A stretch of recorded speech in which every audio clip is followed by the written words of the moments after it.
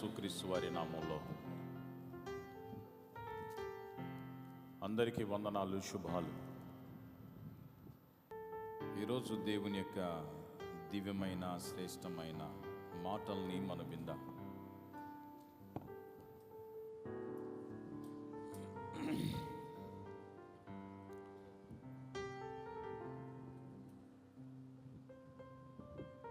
ఈ లోకంలో జీవిస్తున్న ప్రతి మనుషుడు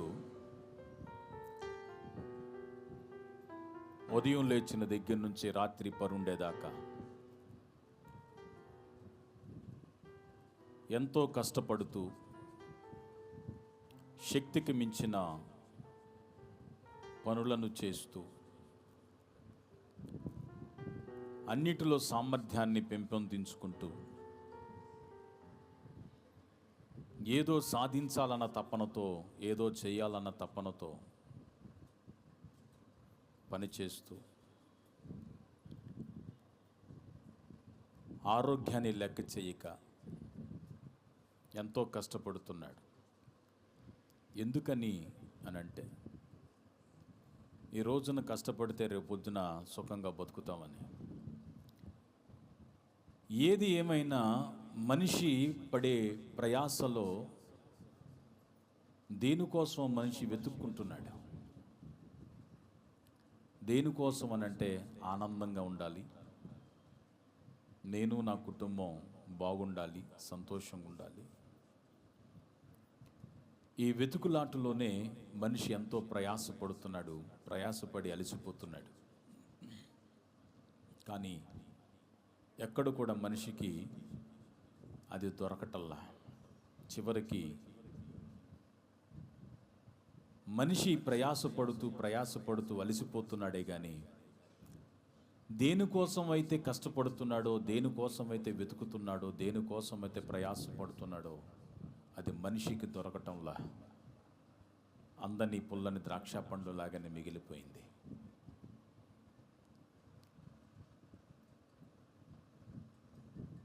దేవుడు మనిషి యొక్క ఆశను, ఆకాంక్షను ఆయన నిత్యముగా నెరవేరుస్తాడు. మనం పడిన ప్రయాస మనకి ఆనందాన్ని ఇవ్వకపోయినా, మనం ఏదైతే వెతుకుతున్నామో దాంట్లో మనం సఫలత కాకపోయినా దేవుడు మానవాళికి అది నిశ్చయముగా అనుగ్రహిస్తాడు. మనం దేనికోసం ప్రయాసపడుతున్నామో దాన్ని మనం ప్రేమిస్తున్నాం.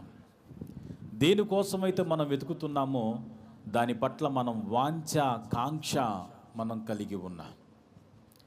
ఆశగల ప్రాణాన్ని దేవుడు ఏం చేస్తాడండి? తృప్తిపరుస్తాడు.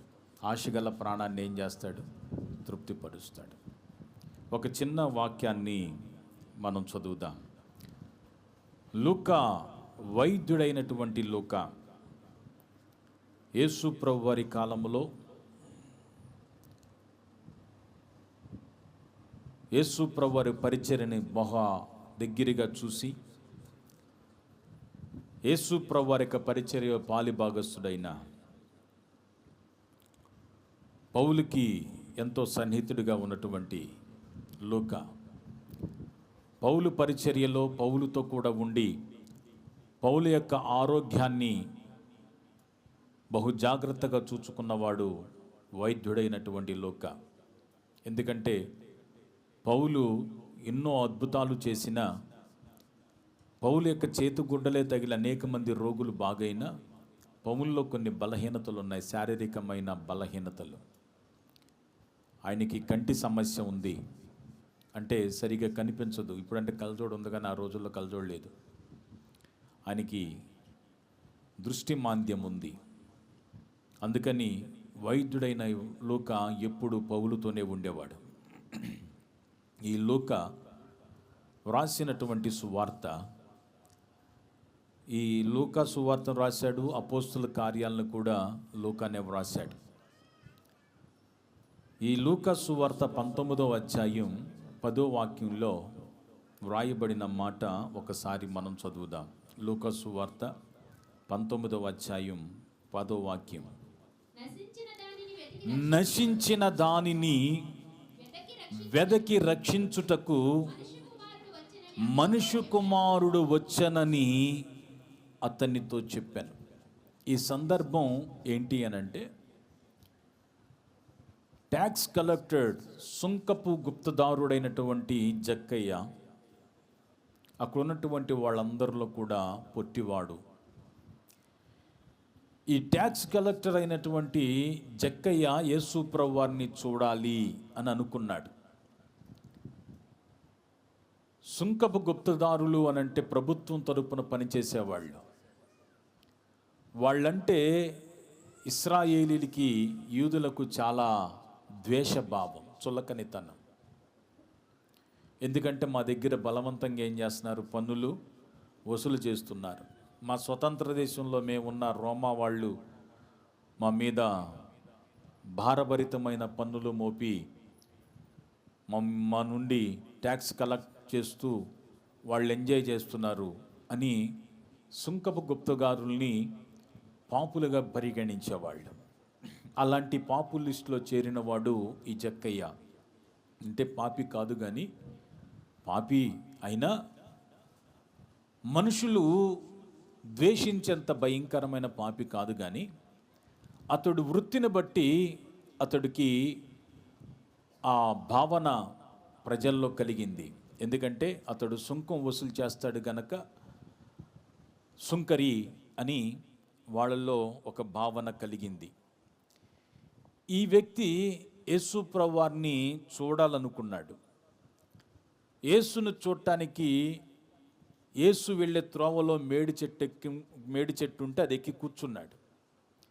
యేసు ప్రభువారు ఆ త్రోవలో వెళుతూ ఆ మేడి చెట్టు కిందకు వచ్చి కన్నులెత్తి యేసయ్య ఆ జక్కయ్యను చూసి, జక్కయ్య నువ్వు త్వరగా దిగొస్తే నేను నీ ఇంట ఉంటానయ్యా, ఉండాలనుకున్నాను, ఇంటికి రావాలనుకుంటున్నాను అని అంటే, జక్కయ్య ఎంతగానో సంతోషించి యేసు ప్రభువారిని తన ఇంటికి తీసుకుని వెళతాడు. యేసు ప్రభువారు ఏమీ మాట్లాడరు, కానీ యేసయ్యను చూచినప్పుడు, యేసయ్య తన ఇంటికి వచ్చినప్పుడు యేసయ్య యొక్క చూపులు కానీ, యేసు యొక్క చర్య కానీ, యేసయ్యలో ఉన్నటువంటి ప్రభావము కానీ ఆ ఇంట ఆశీర్వాదం కనబడింది. ఆ ఇంట ఆశీర్వాదం కనబడగానే, రక్షణార్థమైన ఆశీర్వాదం కనబడగానే అతనిలో పశ్చాత్తాపం ప్రారంభమై తను కూడబెట్టుకున్న ధనమంతటిని ఏం చేశాడంటే 2 భాగాలు చేశాడు. ఒక భాగం, నేను ఎవరి దగ్గరైనా అన్యాయంగా గనక రూపాయికి బదులు రూపాయికి బదులు 2 రూపాయలు గనక నేను వసూలు చేస్తే, ఎవరి దగ్గరైతే నేను అన్యాయంగా దాచుకున్నానో వానికి నేను 2 అంతలు ఇస్తాను. రూపాయి వసూలు చేశాను కదా, 2 రూపాయలు వసూలు చేశాను కదా, నేను 4 రూపాయలు అతనికి ఇచ్చేస్తాను, రెట్టింపు ఇచ్చేస్తాను. ఇంకొక భాగం బీదలకి పంచిపెట్టేస్తాను. ఎవరికి పంచిపెడతాను? బీదలకి పంచిపెడతాను. ఇది ఆశీర్వాదం. ఏది ఆశీర్వాదం? దాచుకున్నదంతా ఏం చేశాడు? చెప్పాలి గట్టిగా, బీదలకి పని చేస్తానన్నాడు. అప్పుడు యేసు ప్రభువు ఒక మాట అన్నాడు. అప్పుడు దాకా మాట్లాడని యేసు ప్రభువు ఒక మాట అన్నాడు. ఏమన్నాడంటే, దాచుకున్నదంతా 2 అంతలు ఇచ్చేస్తానని, బీదలకు ఇచ్చేస్తానని తీర్మానం చేసుకొని యేసయ్య ముందే పంచుతున్న ఆ వ్యక్తి గురించి ప్రభు అన్నమాట, ఇతడు అబ్రహాము కుమారుడు, నేడు ఈ ఇంటికి ఏమొచ్చింది? రక్షణ వచ్చింది అన్నాడు. దేవునికి స్తోత్రం. అప్పుడు యేసు ప్రభువారు ఈ మాట మాట్లాడారు. నశించిన దానిని వెదకి రక్షించుటకు మనుష్య కుమారుడు వచ్చెనని అతనితో చెప్పాను. నశించిన దానిని వెదకి రక్షించటానికి యేసు ప్రభువారు ఈ లోకమునకు వచ్చాడు.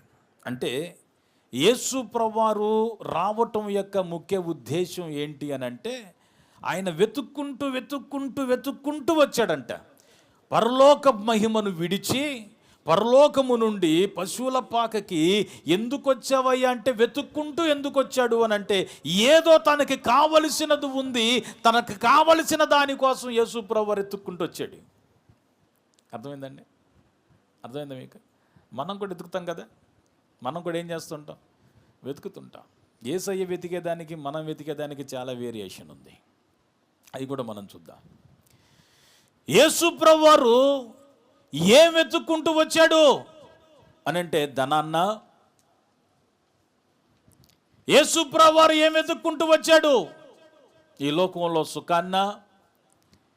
యేసు ప్రభువారు ఏం వెతుక్కుంటూ వచ్చాడు? పేరు ప్రఖ్యాతులను సంపాదించటానిక? యేసు ప్రభువారు దేని వెతుక్కుంటూ వచ్చాడు? శాల్వాలు కప్పించుకోవటానిక? యేసు ప్రభువారు దేన్ని వెతుక్కుంటూ వచ్చాడు? ఖర్జూరు మట్టల చేత ఊరేగించటానిక? యేసు ప్రభువారు దేన్ని వెతుక్కుంటూ వచ్చాడు? ఈ లోకంలో ఆయన పేరుని శిలా పలకం మీద లిఖించుకోవటానిక? ఎందుకు వచ్చాడు అని అంటే యేసు ప్రభువారు రావటం యొక్క ముఖ్య ఉద్దేశం నశించిపోయిన దానిని, చెప్పండి అందరూ, దేనికోసం వచ్చాడండి? ఏదైతే నశించిపోయిందో, ఏదైతే పాడైపోయిందో, ఏదైతే దూరం అయిపోయిందో, ఏదైతే కనపడకుండా పోయిందో,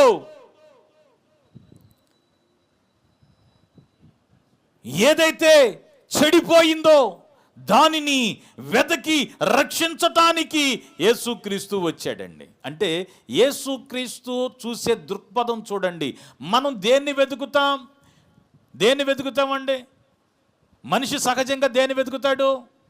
ఎక్కడైతే తన సుఖం దొరుకుద్దో, ఎక్కడైతే తనకు ఆనందం దొరుకుద్దో దాన్ని వెతుక్కుంటూ ఉంటాడు. అవునా?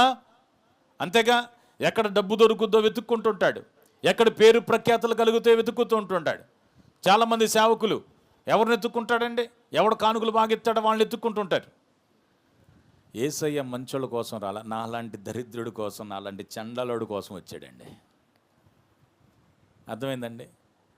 సంఘాల్లో అందరూ మంచోళ్ళు అయిపోతే ఇంకా సంఘాలు అవసరంలా, సేవకులు అవసరంలా. సేవకుడు లేకపోతే సంఘము పరిచర్య మంచోళ్ళ కోసం కాదండి, చెడ్డవాళ్ళని ఏం చేయటానికి? మంచి వాళ్ళుగా చేయటానికి. నశించిపోయిన దానిని. యేసు ప్రభువారు వచ్చింది బాగున్న వాళ్ళ దగ్గరికి కాదు. యేసు ప్రభువారు వచ్చింది ఆరోగ్యవంతులైన వాళ్ళ దగ్గరికి కాదు. యేసు ప్రభువారు వచ్చింది పరిశుద్ధులుగా పిలువబడుతున్న వారి దగ్గరికి కాదు. యేసు ప్రభువారు వచ్చింది మీ నీతిమంతులం, మీ పరిశుద్ధులం అన్న వాళ్ళ దగ్గరికి కాదు. యేసు ప్రభువారు ఎవరి దగ్గరికి అయ్యా వచ్చింది వెతుక్కుంటూ అంటే ఎవరైతే నశించిపోయారో, ఎవరి హృదయం అయితే పాడైపోయిందో, ఎవరైతే పరలోకానికి, దేవునికి, సత్యానికి దూరం అయిపోయారో, ఎవరైతే మేము పాపులము, మేము అనీతిమంతులము అని అనుకుంటున్నారో వాళ్ళని వెతికి రక్షించడానికి యేసుక్రీస్తు వచ్చాడండి. సొఫిస్టికేటెడ్ లైఫ్ని అనుభవించడానికి యేసుక్రీస్తు రాలేదు. కానీ ఎవరైతే హీన స్థితిలోనికి వెళ్ళిపోయారో, ఎవరైతే మేము పాపులము అనుకుంటున్నారో వాళ్ళ దగ్గరికి యేసు ప్రభువారు వచ్చారండి. మన సహోదరుడు ఒక ఆయన, పేరు చెప్పను, ఎంతో భయంకరమైన వేదంలో ఉన్నాడు. ఒక మందిరానికి వెళ్ళేవాడు. ఆ మందిరంలో అతన్ని పట్టించుకోకుండా నువ్వు పాపివి అని ముద్ర వేశారు. పాపి అని ముద్ర వేశారు. సరే, పాపే. సంఘం ఏం చేయాలి? మనలో మనమాట ఏం చేయాలి? సేవకుడైతే ఏం చేయాలి? సంఘ పెద్ద అయితే ఏం చేయాలి? విశ్వాస అయితే ఏం చేయాలి? ఏం చేయాలండి? ప్రార్థన చేయాలి. ఇంకేం చేయాలి? చెప్పండి. పాపం చేస్తే చేసావురా, ఏ కారణం చేతో చేసావు, మొత్తానికి ఆవేశంలో చేసావో, ఆశపడి చేసావో, జరిగింది ఏదో జరిగిపోయింది. నీలాంటి వాడిని కూడా ప్రభు ఏం చేస్తున్నాడు? ప్రేమిస్తున్నాడని ప్రేమిస్తే అతనికి ఎంత ఆదరణ కలుగుద్దండి? అవునా? ఎంత ఆదరణ కలుగుద్ది? చాలా నిరుత్సాహానికి లోనైపోయాడు. అరే, నేను సంఘాన్ని ఎంతో ప్రేమించాను, సేవకులను ఎంతో ప్రేమించాను, కానీ నాకు కష్టం వచ్చినప్పుడు ఆ సేవకుడు కానీ సంఘం కానీ నిలబడలేదు. నిలబడకపోగా, ఆదరణ ఇవ్వకపోగా, నాకు సహాయం చేయకపోగా, నన్ను ఓదార్చాల్సింది పోగా నా మీద నిందేసి కనీసం పట్టించుకోవట్లేదు, కనీసం నా కోసం ప్రార్థన కూడా చేయటం లేదు అని చాలా బాధపడ్డాడు. బాధపడి మన దగ్గరికి వచ్చాడు. మన దగ్గరికి వచ్చినప్పుడు ఇవన్నీ నాకు తెలీదు, కానీ అతనిలో ఉన్న వేదన చూసి ఒకటే మాట అన్నా, ఎట్లాగా జరిగిందంటే నేను ఒకటే మాట అన్నా, అందరూ సంఘంలో అందరూ మంచోళ్ళు వస్తే ఇంక బోధ ఏముంటుంది? బోధ ఎవరికి చేస్తాం? మంచోళ్ళకి బోధ అవసరమా? రక్షణ సువార్త మంచోళ్ళకి అవసరమా? ఆదరణ మంచోళ్ళకి అవసరం? అంత బాగున్నోడికి ఏం అవసరం? కడుపు నిన్నోడికి ఏం పెడతామండి? ఏం పెడతాం? సంఘం అనేది ఏం చేయాలా? ఎవరైతే వేదంలో ఉంటుందో వాళ్ళకి ఓదార్పునివ్వాలి. ఎవరైతే కలత చెందారో వాళ్ళ కన్నీళ్లు తుడవాలి. ఎవరైతే ఓడిపోయారో వారి పక్షాన నిలిచి జయం పొందేటట్లు కోఆపరేట్ చేయాలి. ఎవరైతే సమస్యలో ఉన్నారో వాళ్ళ పక్షాన నిలబడాలి. ఎవరైతే పాపం చేశారనుకున్నారో వారిని ప్రేమతో గద్దించకపోవడం తప్పండి. నువ్వు చేసేవరా అని చెప్పకపోవడం తప్పు. కానీ అది కూడా ఎలాగా? మొహమంతా చిట్టించుకొని దిబ్బరొట్టు మొహం వేసుకొని చెప్పడం కాదు, ప్రేమతో. ఇది నీ సమస్య, నీ గురించి ఇలా జరుగుతుంది, ఇలా అనుకుంటున్నారు అన్నప్పుడు ఆ వ్యక్తి ఏమవ్వాలా? సరి చేసుకోవాలా, అంతే కదా? నువ్వు ప్రేమతో ఏం చేయాలా? హెచ్చరించాలి. ప్రేమతో హెచ్చరించి సరిచేసి, ఇప్పుడు ఆ వ్యక్తి తప్పు చేశాడో లేదో మనకైతే తెలియదు, తెలుసా? మనం చూడలే, కానీ విన్నప్పుడు ఏం చేసాం? ఏం పర్వాలేదు, దేవుడు నీలాంటి కోసం వచ్చాడు, ఆయన నిన్ను ప్రేమిస్తున్నాడు. బస్, ఆయన ఏం చేస్తున్నాడు? నిన్ను ప్రేమిస్తున్నాడు. ఆయన ప్రేమిస్తే నేనేమన్నా ద్వేషించేదానికి? ఆయన పాపిని ప్రేమించినప్పుడు నేనేమన్నాండి ద్వేషించటానికి? ఆయన పాపిని ప్రేమించినప్పుడు నేను కూడా ఏం చేయాలా? పాపిని ప్రేమించాలి. ఏం చేయాలండి? ప్రేమించాలి. యేసు ప్రభువారు ఈ లోకానికి వచ్చింది ఎవరి కోసము అనంటే ఆయన వెతుక్కుంటూ వచ్చాడు. జీవితంలో ఎవరైతే ఓడిపోయారో, జీవితంలో ఎవరైతే పతనమైపోయారో, జీవితంలో ఎవరైతే వేసారిపోయారో, పాపం బంధకాల్లో కట్టబడి ఉన్నారో వారిని రక్షించటానికి యేసు ప్రభువారు వచ్చారు. వారిని వెతికి యేసు ప్రభువారు రక్షించడానికి వచ్చారు. అంటే యేసు ప్రభువారిని ఎవరు వెతుకుతున్నారు? యేసు ప్రభువారు అనంటే ఎవరైతే బంధింపబడి ఉన్నారో, వేదనలో ఉన్నారో, దుఃఖములో ఉన్నారో, పాపములో ఉన్నారో, నశించిపోయిన స్థితిలో ఉన్నారో వారిని వెతకి రక్షించడానికి యేసు ప్రభువారు వచ్చారు. ఈ రోజున మనం ఏం వెతుకుతున్నామండి? పేరు ప్రఖ్యాతులు వెతుకుతాం. బాగా ఎవడు డబ్బు ఉన్నాడో, ఎవడు బలుసున్నాడో వాడిని ఎత్తుక్కుంటుంటాం. అంతేగా సేవకులు కూడా చాలామంది వాళ్ళని ఎత్తుకుతారు. ఎవడు బాగా కానుకలు ఎత్తాడా అని ఎత్తుకుతారు. అంతే కదండి? అంతేగా? కానుకలు ఇవ్వని వాళ్ళ జోలికి ఎవరైనా వెళ్తారా? కానుకలు ఇవ్వని వాళ్ళు అంటే చాలామందికి ఏంటి? చిన్న చూపు. అంటే అందరు కాదు, కొంతమంది సేవకులు. చాలామంది సేవకులు ఇచ్చిన ఇవ్వకపోయినా భార్యభరితమైన సేవ చేసేటువంటి సేవకులు ఉన్నారు. కొంతమంది సేవకులండి బాగా మంచి పొజిషన్లో ఉన్న వాళ్ళని వెతుక్కుంటుంటారు. ఎవడో మంచి స్థాయిలో ఉన్నాడా, ఎవడు గొప్ప స్థితిలో ఉన్నాడా, ఎవడికి మంచి పేరుందా, వాళ్ళని వెతుక్కుంటుంటాడు. మనిషి నైజం అది. కానీ యేసుప్రభువు వారు వాళ్ళని వెతకలేదండి. యేసుప్రభువు వారు అట్టి వారిని ఏం చేయలేదు. ఆయన ఎవడికి మంచి పేరుందా అని వాళ్ళని వెతకలా, ఎవడికి పేరు ప్రఖ్యాతులు ఉన్నాయా వాడి చుట్టూ తిరుగుదాం అని వాడిని వెతకలా, ఎవడి దగ్గర బాగా డబ్బు ఉందా అని వాడిని వెతకలా. యేసుప్రభువు వారు ఏం వెతికారో ఈ రోజున కూడా మనం క్రైస్తవులంగా, ఆయన కలిగి ఉన్న మనసును కలిగిన వారి కానీ పేరు పెట్టుకున్న వాళ్ళంగా మనం కూడా ఎవరిని వెతకాలో తెలుసా? ఎవరైతే జీవితంలో వేసారిపోయారో, ఎవరైతే పాపములో బంధింపబడి ఉన్నారో, ఎవరైతే హీనస్థితిలో దారిద్ర్యాన్ని అనుభవిస్తున్నారో అట్టి వారిని వెతికి కనుక్కొని వాళ్ళకి ఏం చేయాలండి? మనం దేవుని ప్రేమను చూపించాలి. అందరు బాగున్న దగ్గరికి నువ్వెందుకండి వెళ్ళేది? దేనికోసం వెళ్తావు? డబ్బున్నోడి దగ్గరికి దేనికోసం వెళ్తావు? ఇప్పుడు వైన్ షాప్కి వెళ్తున్నాడు, దేనికోసం వెళ్తాడు? దేనికోసం వెళ్తాడండి?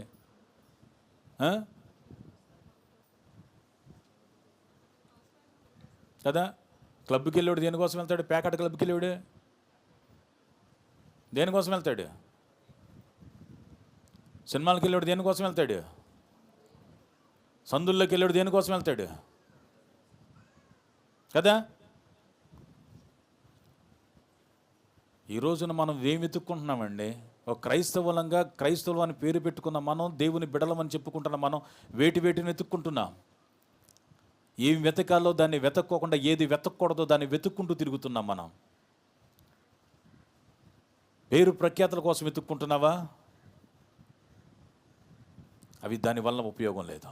మంచోళ్ళ కోసం వెతుక్కుంటున్నావా? మంచోళ్ళ కోసం. ఎవడున్నాడండి మంచోడు భూమి మీద? ఎవడున్నాడు మంచోడు? అందరిలో చెడు ఉంది. నీతిమంతుడు ఒక్కడు కూడా లేడు. నేను మంచోడిని అన్నవాడే భయంకరమైన చెడ్డోడాడు. నాలో లేదా చెడు? యేసు ప్రభువారిలో తప్ప అందరిలో చెడు ఉందండి. యేసు ప్రభువారు తప్ప ఏ ఒక్కడు పరిశుద్ధుడు కాదు. అందరూ అనీతిమంతులే. అందరిలో లోపాలు ఉన్నాయి. కానీ ఆ లోపాలన్నీ సరిచేసుకొని మంచివాడిగా మారే ప్రక్రియ బైబిల్ ద్వారా మనకి మందిరం దేవుడు మనకిస్తున్నాడు.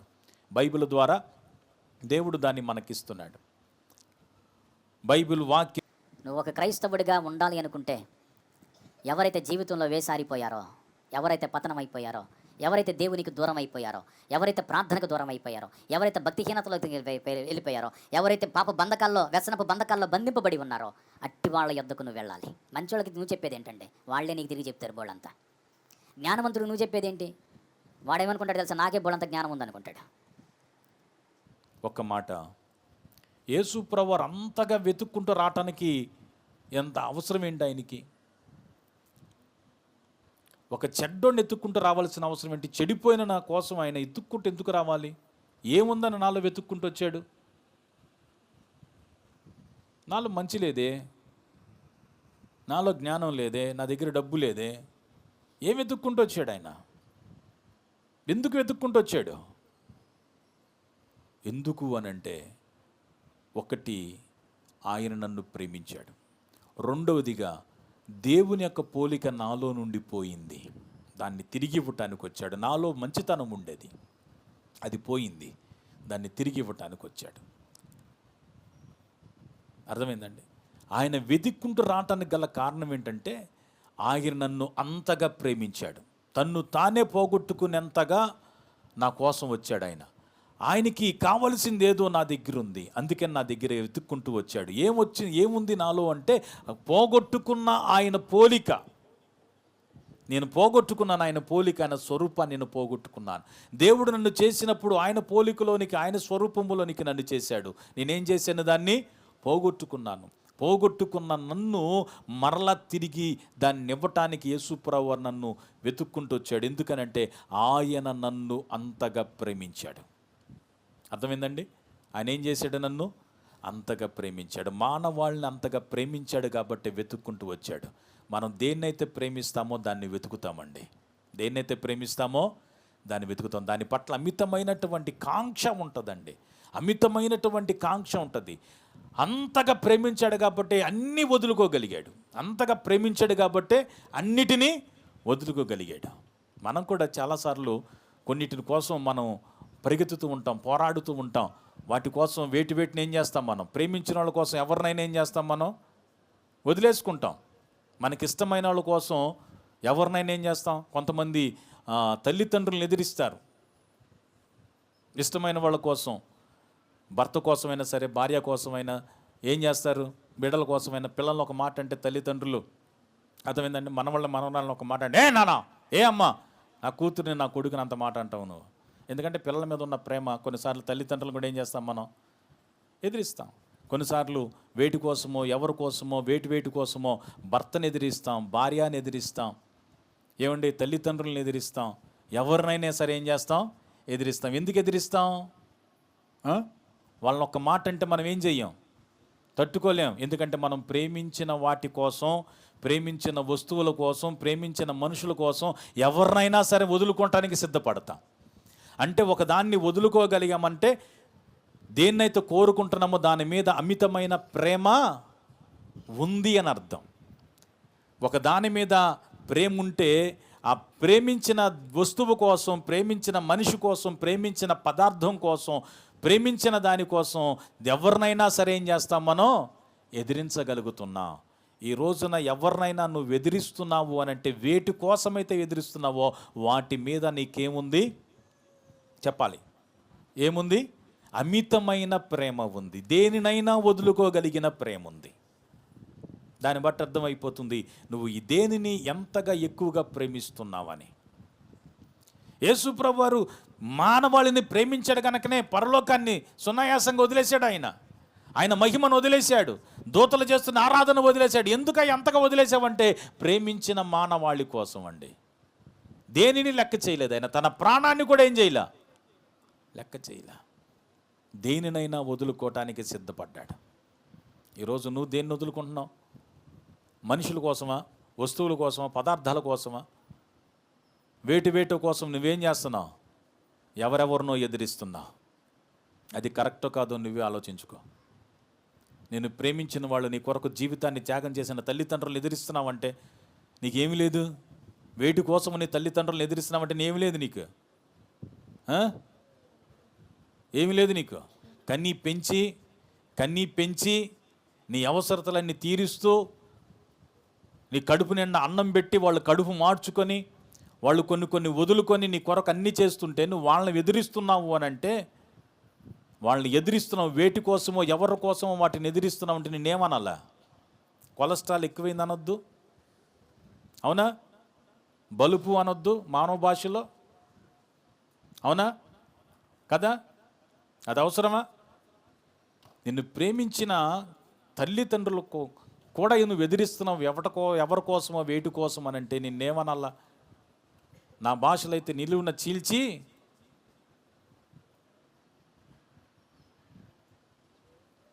జాగ్రత్త సుమా. దేవుడు మనల్ని చెడిపోయిన నా కోసం యేసు ప్రభువారు ఇంతగా ఆయన నన్ను ప్రేమించాడు. ఈరోజు మనము కూడా ప్రేమించ బద్దులమై ఉన్నాం. ఎవరిని వేటిని అనేదాన్ని మనం చూద్దాం. కానీ మనం దేని పట్ల అయితే అమితమైన ప్రేమను కలిగి ఉంటామో అంతగా మనం ఏం చేస్తామండి? వెతుకుతుంటాం. అందుకని ఇప్పుడు మన మధ్య ఒక మాట చెప్పాను ఏదో శనివారం, ఎవరి మీద కూడా అంత చనువుని ఏం చేయొద్దు, అభిమానాన్ని ప్రేమను ఏం చేయొద్దు, పెంచుకోవద్దు అని. నా జీవితంలో జరిగిన కొన్ని చెప్తాను. నేను అంతకుముందు కూడా చెప్పాను. దేని మీదైతే ఎక్కువగా ప్రేమ కలిగి ఉంటామో అది దూరమైనప్పుడు ఆ కలిగే బాధ మామూలుగా ఉండదండి. నేను ఒరిస్సాలో ఉన్నప్పుడు నేను ఎక్కువ చిన్నపిల్లలతో ఎక్కువ ఉంటానండి. ఈ మధ్య మానేశాను. కానీ ఈ విజయవాడ వచ్చిన తర్వాత ఎప్పుడు నా దగ్గర చిన్నపిల్లలు చాలామంది ఉంటారు. నేనే తినిపించేవాడిని, కొన్నిసార్లు నేనే వాళ్ళకి స్నానం చేయించేవాడిని. నా మీద పడుకునేవాళ్ళు, ఇక్కడే పడుకునేవాళ్ళు. వాళ్ళంతా ఎవరి పిల్లలో, కానీ నా దగ్గర ఎక్కువ ఉండేవాళ్ళు. ఎందుకంటే చిన్నపిల్లలతో నాకు చాలా చక్కని అటాచ్మెంట్ ఉండేది, చాలా అటాచ్మెంట్ ఉంటుంది. కొన్ని సంఘటనలు నన్ను కట్టడి చేశాయి. నేను ఒరిస్సాలో ఉన్నప్పుడు ఒక పిల్లోడు 1 year ఉంటుందేమో, వాడు ఎప్పుడు నా దగ్గరే ఉండేవాడు. సరిగ్గా మాటలు కూడా వచ్చేవి కాదు. 1 year అంటే ఏమవుతాయి? ఆడెప్పుడు నా గుండెల మీద పడుకునేవాళ్ళు. రాత్రి 10 గంటలకో 11 గంటలకో నేను వచ్చితే అప్పుడు వచ్చేవాడు నా దగ్గర, అక్కడే ఉండేవాడు. పాపం నన్ను చూడగానే పరిగెత్తుకుంటూ వచ్చేసి నా గుండెల మీద పడుకునేవాడు. నిద్రపోయిన తర్వాత వాళ్ళ నాన్న వాళ్ళ అమ్మ తీసుకుని వెళ్ళేవాళ్ళు. మళ్ళీ పొద్దున్నే లెగ్గా నా దగ్గరికి వచ్చేవాడు. ఎప్పుడు నా దగ్గరే ఉండేవాడు. నా ఫోటోలు కూడా ఉండాలి అయ్యి.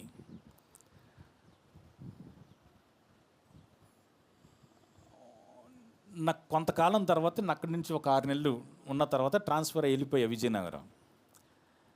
కొన్ని దినాల పాటండి ఏమీ తినేవాడు కాదు. నన్ను చూడకుండా పాపం ఉండలేక పాపం ఆ పిల్లవాడు ఏమీ తినేవాడు కాదు. భయంకరమైన జ్వరం. కొన్ని రోజుల పాటు తగ్గల. ఎంతమంది డాక్టర్ దగ్గరికి వెళ్ళిన జ్వరం తగ్గల. డాక్టర్లు చెప్పారంట ఏదో బెంగ పెట్టుకున్నాడని. వాడు ఒరియా వాళ్ళు తెలుగు రాదు వాళ్ళకి. వాళ్ళు తెలుగోళ్ళు ఎక్కడున్నారో వెతుక్కొని క్రైస్తవులు ఎక్కడున్నారో వెతుక్కొని అక్కడెక్కడో ఉంటే వాళ్ళని అడిగి ఇలాగ ఒక ఆయన ఉండేవాడని మాట్లాడుకొని వాళ్ళకి విజయనగరం తెలుసంట. విజయనగరం వెళ్ళి విజయనగరం ఆ పిల్లోడిని తీసుకొని 2 రోజుల పాటు నా కోసం వెతికారండి. ఆ క్రైస్తవ భార్య భర్తలో ఆ పిల్లోడిని తీసుకొని ఒరియా పిల్లోడిని తీసుకొని 2 రోజుల పాటు నా కోసం వెతికారు. అన్ని చర్చిలకి వెళ్ళారు. పలానా పాస్టర్ గారు అంటే అప్పుడు కొంత నోటెడ్, నేను టీంలో ఉండాను కనుక టీం లీడర్ పలానా ఆనంద్ గారు అంటే పలానా స్టేడియం కాలనీలో ఉంటారు, పిఎస్ఆర్ కాలనీలో అంటే పాపం వెతుక్కుంటూ వచ్చారు. వాడు ఎంత ఉండాడు. వాడు నన్ను చూడగానే ఒక్క తిప్పుకోకుండా ఏడ్చి వచ్చేసి గట్టిగా పట్టుకొని అసలు నన్ను వదట్లా. వాడిని చూడగానే నాకు ఏడుపు వచ్చింది. ఆడిని అలాగ 2 రోజులు నా దగ్గర పెట్టుకొని నన్ను నిలిచి వెళ్ళటానికి మామూలుగా లేదు పరిస్థితి. ఆయన బలవంతంగా వాళ్ళు తీసుకుని వెళ్ళారు. మరి తర్వాత ఏమైందో నాకు తెలియదు. అంటే అంత మమకారాన్ని పెంచుకున్నప్పుడు ఆ మమకారం ఎప్పుడైతే ఆ వ్యక్తి దూరం అయ్యాడో, ప్రేమించినటువంటి వ్యక్తి, ఆ పిల్లవాడు తట్టుకోలేకపోయాడండి. నేను కూడా చాలా రోజులు ఆ పిల్లవాడు యొక్క ప్రేమను చూసి నేను కూడా తట్టుకోలేకపోయా. అంత సాత్విక్ ఉండేవాడు కదా మా మేనలుడు, వాడు కూడా మా దగ్గరే ఉండేవాడు. ఇక ఇక్కడే ఉండిపోతాడు అనుకున్నాం, కానీ వాళ్ళ అమ్మ నాన్న వచ్చి తీసుకెళ్ళిపోయారండి. ఆడికి కూడా ఇక్కడే పడుకున్నాడు, ఇక్కడే కూర్చున్నాడు, ఇక్కడే పడుకునేవాడు, గుండెల మీద ఉండాడు ఎప్పుడు చూసినాడు. ఆడిని చూసి ఉండలేక చూసి చాలా రోజులు అయిందని ఉండలేక నేను పాస్టర్ ఆంటీ మహేష్ ముగ్గురు విజయనగరం వెళ్ళామండి. వాడు నన్ను చూడగానే పట్టుకొని గట్టిగా ఏడ్చేసాడు. మా నాన్న అంటే నాకు అర్ధరాత్రి మా నాన్న అనగానే మెలుగు వచ్చేసి నాకు. మా నాన్న అంటే చాలా ప్రేమ అండి నాకు.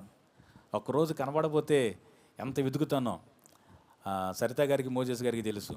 ఎందుకంటే ఎక్కడన్నా మా నాన్న ఉండి ఎక్కడికైనా వెళ్ళిపోయాడు అనుకోండి, వెంటనే వాళ్ళ ఇంటికి వెళ్ళేవాడు, వెంటనే ఫోన్ చేసేవాడిని, సార్ మేడం మా నాన్న వచ్చాడా అని. ఎందుకంటే తిన్నగా వాళ్ళ ఇంటికి వెళ్ళేవాడు. వాళ్ళ దగ్గర లేడు అని అంటే ఇక మామూలు ఉండేది కాదు. సరితే గారండి టెన్షన్ పడకండి, ఎక్కడికొకరు వస్తాడులేండి. మా నాన్నకి ఏంటంటే ఎక్కడన్నా కళ్ళు తిరిగి పడిపోతాడేమో, ఆయనకి లో బీపీ, కళ్ళు తిరిగి పడిపోతాడని ఎప్పుడు చేపల కూరని వాళ్ళ ఇంటికి వెళ్ళేవాడు. తెలియదు వాళ్ళకి. వాళ్ళ ఇంటికి వెళ్ళిపోయాడు నాన్న, అక్కడే ఉండేవాడు. అక్కడ లేడు అని అంటే నాకు టెన్షన్ మామూలుగా ఉండేది కాదు. వెతుకుతూ ఉండేవాడిని, ఏడ్చుకుంటూ ఎతికేవాడిని, ప్రార్థన చేసుకుంటూ మా నాన్న రావాలని మొన్నటిదాకా మా నాన్న ఎక్కడన్నా కనబడాలని అది ఎతుకుతూ ఉండేవాడిని. ఆయన ఫోన్ ఎత్తేవాడు కాదు. కొన్నిసార్లు ఫోన్ సిగ్నల్ ఉండేది కాదు. కొన్నిసార్లు ఫోన్ స్విచ్ ఆఫ్ అయిపోయేది. ఏదో నొక్కపోయి గట్టిగా నొక్కితే స్విచ్ ఆఫ్ అయిపోయేది. ఎతుకుతూ ఉండేవాడిని. ఎందుకంటే మా నాన్న మీద ఉన్నటువంటి ప్రేమ అలాంటిది. అది ఒకరోజు కనపడకుండా ఉంటే ఎంత టెన్షన్ పడేవాడినో. ప్రేమించిన వ్యక్తి ఒకరోజు కనపడకపోతే ఎంత బాధ ఉంటుందండి. పిచ్చి కుక్కలాగా తిరిగేవాడిని అనమాట. ఎక్కడ అని. అందుకని అంత ఇంటిమెసీ పెంచుకోవటం.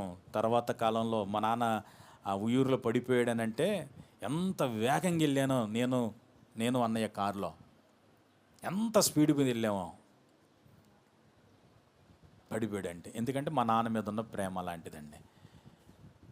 ఇప్పుడు నాన్న పరిస్థితులు చూసినప్పుడు ఎక్కడ తట్టుకోలేను. అందుకని కొంచెం దూరం మెయింటైన్ చేస్తున్నా. అందుకని ఎవరి మీద ఏం చేయకండి, అంత అభిమానాన్ని ఏం చేయకండి, పెంచుకోకండి. అంత అభిమానం పెంచుకుంటే చివరికి ఏమవుతారు? పిచ్చోళ్ళు అవుతారు. ఏమవుతారండి? పిచ్చోళ్ళు అవుతారు. తిండి తిప్పలు ఉండవు, నిద్రహాలు. అందుకని కమలమ్మకి ఇప్పుడు అదే చెప్తాను, అన్నిటికన్నా ఎక్కువగా ఎవరిని ప్రేమించు? దేవుని ప్రేమించు. మనుషుల్ని ఎక్కువగా ప్రేమించనుకోండి, వాళ్ళు దూరం అయినప్పుడు ఎంత బాధ ఉంటుంది. ఇప్పుడు ఆ విజయనగరంలో నేను ఇక్కడ ఉండాల్సి వచ్చినప్పుడు ఆమె ఎంత బాధపడింది. అందుకనే అంత అభిమానాన్ని, అంత ప్రేమని ఏం చేయకూడదు, మనుషుల మీద చెప్పాలి, పెంచుకోవద్దు. ఇప్పుడు అంతగా ప్రేమించినప్పుడు ప్రేమించినటువంటి వ్యక్తి కనబడకపోయినా, ప్రేమించినటువంటి వ్యక్తి అందుబాటులో రాకపోయినా, ప్రేమించినటువంటి వ్యక్తి యొక్క ప్రేమ మనకు దొరకపోయినా మనం ఎంత వేదన చెందుతాం, ఎంత కలత చెందుతాం కదండి. మానసికంగా కృంగిపోయి ఒక రకంగా పిచ్చోళ్ళు అయిపోతారండి. మీరు మా నాన్న కోసం అట్లా తిరిగి పిచ్చోళ్ళలాగా.